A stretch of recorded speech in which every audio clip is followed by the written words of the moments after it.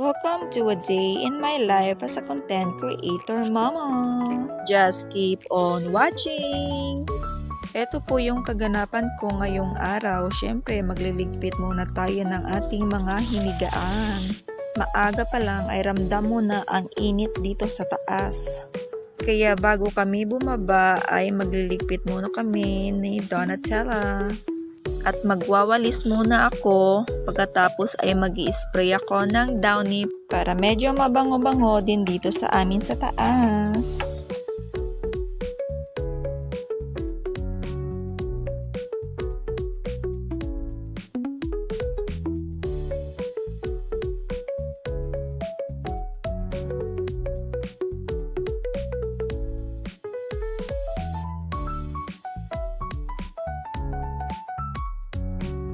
At ayan, inayos ko muna yung laruan ni Donatella para medyo magkasya din sa kanyang lalagyan.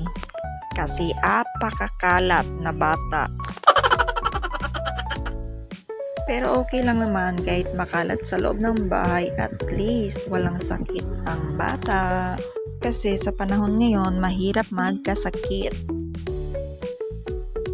At ayan, nilinisan ko rin ang aming mesa kasi napakakalat na din.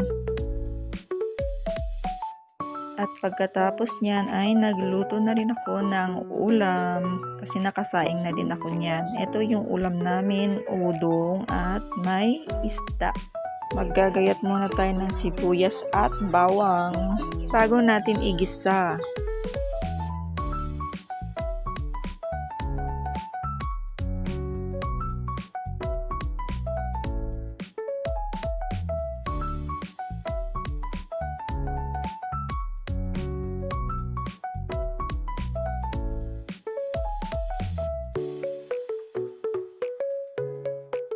At nilagyan ko rin ng tubig para may sabaw.